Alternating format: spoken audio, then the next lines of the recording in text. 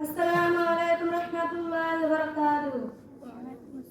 نحمده ونصلي على رسول الكريم أما بعد আজকে আমি আখিরি আঞ্জুমানে শিক্ষক শিক্ষার্থীদের সামনে এবং কি গ্রামবাসী মুরব্বীদের সামনে এবং কি আমার ছোট বড় বোনেদের সামনে একটা বয়ান করার জন্য উপস্থিত হয়েছি।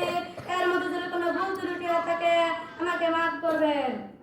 আলহামদুলিল্লাহ আলহামদুলিল্লাহ, সমস্ত প্রশংসা মহান রব্বুল আলামিনের জন্য, যিনি আমাদেরকে সৃষ্টি করেছেন এবং কি আমার মা বাবাকে সৃষ্টি করেছেন এবং কি আসমান জমিন চাঁদ সূর্যকে সৃষ্টি করেছেন।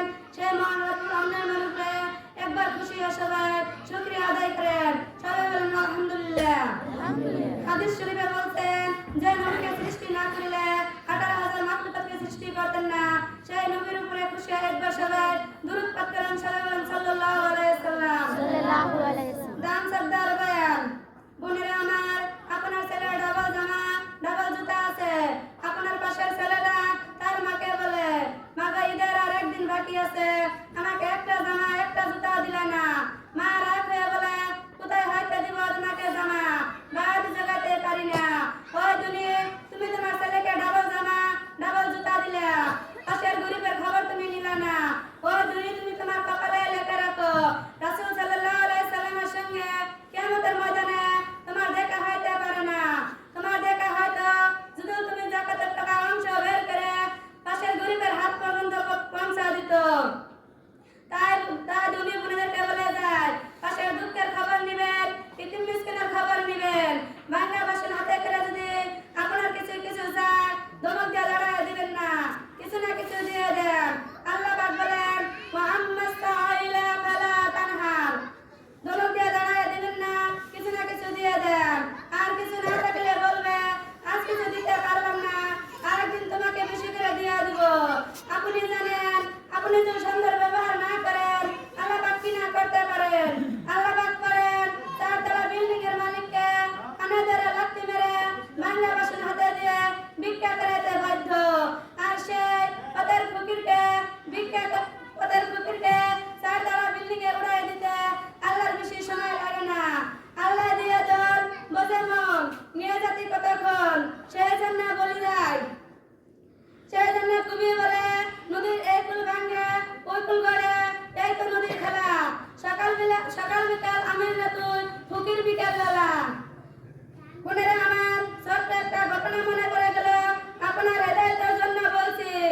স্বামী স্ত্রী মনে গাছ রুটি খায়, হঠাৎ করে জাংলা ভাগতে একটু ফকির এসে বলে, 3 দিন পর্যন্ত আমি কিছু খাই নাই, মেহেরবানি করে আল্লাহর রাস্তায় আমাকে কিছু খাইতে দেন। তখন স্বামী ধমক মেরে বলে, ওই বেটা, ভিক্ষা চাওয়ার টাইম পাস নাই, জাংলা দিয়ে ভাত তাকায় থাকস, হেন থেকে চলে যা। ভিক্ষা চলে গেলেন, আল্লাহ পাক বেজার হয়ে গেলেন। আমার নবী হাদিস শরীফে বলছেন, আপনি যখন ভিক্ষককে ভিক্ষা দেন, ওই ভিক্ষা প্রথম আমার আল্লাহ পাকের হাতে যান, তারপরে ওই ভিক্ষকের হাতে যান। এতদিন চাক্কা সোজা ছিল, আমার আল্লাহ পাক পক্ষের চাক্কাটা উল্টে দিলেন। চাক্কার অর্থ হলো 1 লাখের থেকে 50,000, 50,000 থেকে 10,000, 10,000 থেকে 5,000, 5,000 থেকে 1,000, 1,000 থেকে 9,000।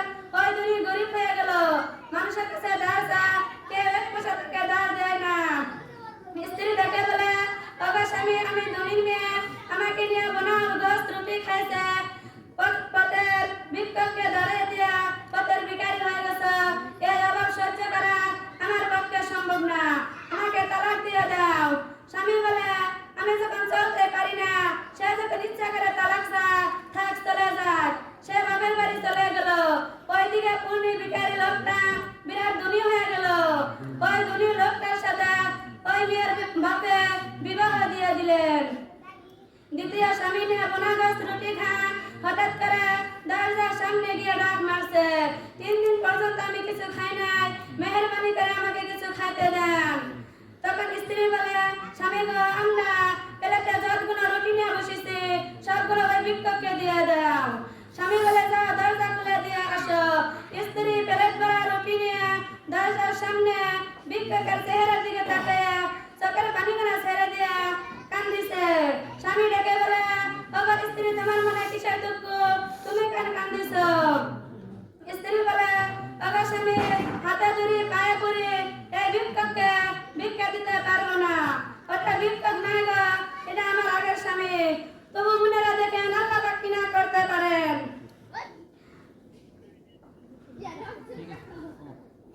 ওয়া আখিরু দাওয়ানা আলহামদুলিল্লাহি রাব্বিল আলামিন।